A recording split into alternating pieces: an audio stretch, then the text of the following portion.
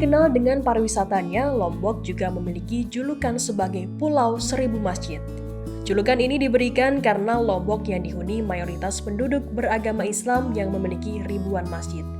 Masjid-masjid berdiri hampir di setiap sudut perkampungan. Bahkan di satu lingkungan bisa berdiri 2 atau lebih masjid besar. Bahkan di Kota Mataram, masjid harus dipakai secara bergantian untuk Jumatan. Dewan Pengurus Wilayah Dewan Masjid Indonesia NTB mencatat jumlah masjid di NTB di Pulau Lombok dan Sumbawa sebanyak 9.996. Sebagian besar berada di Pulau Lombok.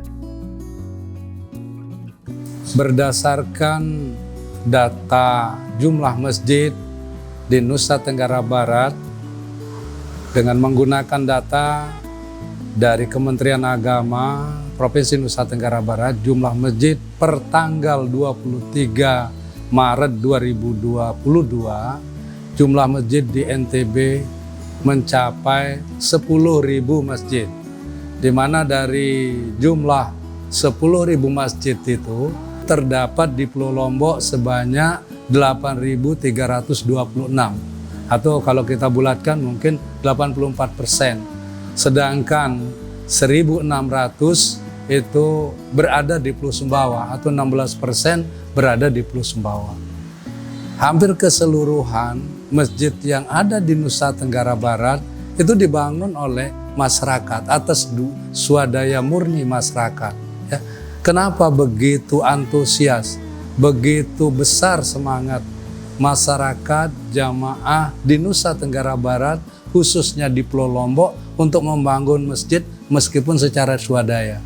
Karena masyarakat kita di dalam Al-Quran itu disampaikan bahwa siapa-siapa yang membangun masjid, maka Allah akan membangunkan rumahnya di surga. Jadi itu saya kira menjadi salah satu pertimbangan bahwa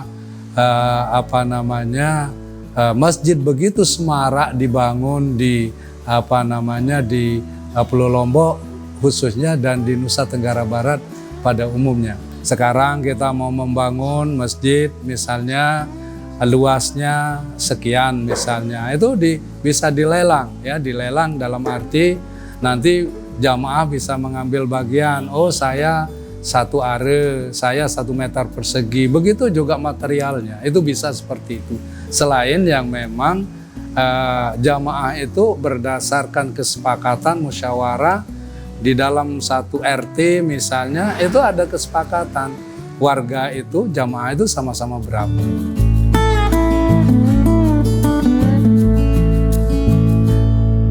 Ke depan tentu ya karena dari segi jumlah saya kira sudah cukup, ya cukup. Yang kedua dari segi kualitas saya kira rata-rata masjid kita di Pulau Lombok khususnya dan di Pulau Sumbawa umum, masjid kita indah-indah, bagus-bagus, besar-besar begitu.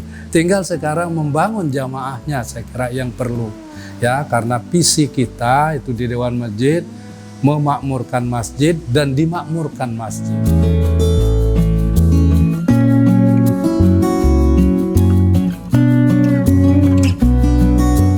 Pulau Seribu ini muncul saat Dirjen Bimas Islam Kementerian Agama Effendi Sarkasi saat melakukan kunjungan kerja pada tahun 1970. Dalam kunjungan kerja tersebut, ia meresmikan Masjid Jami Cakranegara.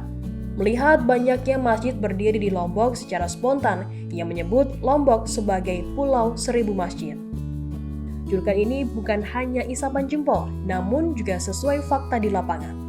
Hampir setiap perkampungan di Lombok berdiri masjid-masjid, baik itu masjid besar maupun masjid kecil. Maraknya pembangunan masjid di Lombok tidak lepas dari mayoritas masyarakat suku Sasak penghuni pulau ini beragama Islam. Bagi masyarakat Sasak, masjid bukan sekedar rumah ibadah, namun sebagai simbol ketaatan pada Islam. Masjid juga menjadi salah satu simbol jejak masuknya ajaran Islam di Lombok. Salah satunya Masjid Bayan Belek di Lombok Utara. Masjid kuno ini berusia sekitar 300 tahun dan dibangun Sunan Ampel saat menyebarkan ajaran Islam di Lombok. Selain masjid kuno, di Lombok ini juga berdiri banyak masjid modern yang menegaskan Lombok sebagai Pulau Seribu Masjid.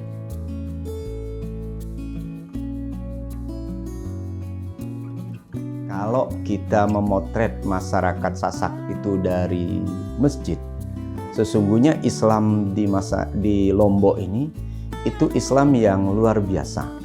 Artinya dari sejak datangnya Islam ke Lombok itu keberagamaan masyarakat Sasak itu sangat kuat sekali. Hal ini kita lihat bagaimana masjid-masjid yang dibangun pada era-era awal, misalnya abad 16, kemudian yang dibangun belakangan, yang semua itu kaya dengan simbol-simbol keislaman masyarakat Sasak.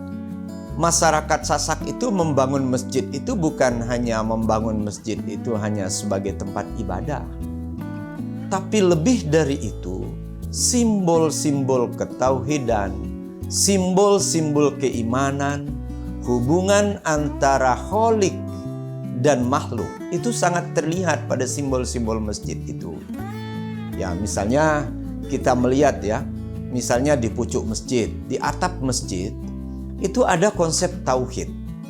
Ada satu yang biasa, ada pucuk, di pucuk masjid itu ada satu tiang biasanya, entah itu dari ijukah atau dari kayukah, biasanya itu ditaruh di puncak masjid.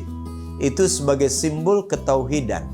Jadi orang yang datang ke masjid itu adalah orang-orang yang mengagungkan keesaan Allah Subhanahu wa taala.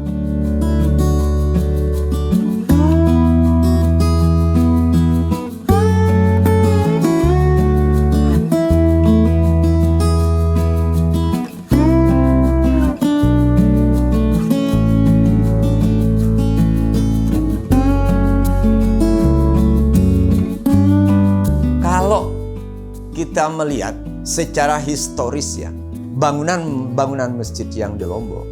Ini sebenarnya kalau lihat dari arsitektur, para pengkaji-pengkaji arkeologi Islam, arkeologi sejarah Islam, mereka menyebutkan tipologi masjid-masjid kuno yang ada di Lombok, semuanya itu adalah tipologi masjid abad 16-17. Artinya model-model masjid seperti ini itu dibangun pada abad-abad 16. Kalau masjid yang pertama, saya kira bukan hanya di Bayan, tapi bisa jadi ini bersamaan ya. Karena memang kita tidak memperoleh catatan yang cukup ini ya, untuk menyebut bahwa apakah masjid yang pertama itu di Bayan, ataukah di Salut, atau di Sesaid, ataukah di Selaparang, ataukah di Lombok Selatan gitu ya. Tapi bahwa masjid-masjid itu dibangun itu tidak jauh jaraknya antar satu masjid dengan masjid yang lain. Lihat dari sisi arsitektur dan lain sebagainya, itu ya tidak jauh bedanya lah gitu ya. Tapi siapa yang pertama, mana yang pertama, itu agak susah kita buktikan secara ilmiah. Tapi bisa jadi hampir semua masjid-masjid itu dibangun abad-abad 16 gitu. Kecuali memang ada beberapa masjid, kalaupun menggunakan arsitektur yang sama, itu memang dibangun belakangan.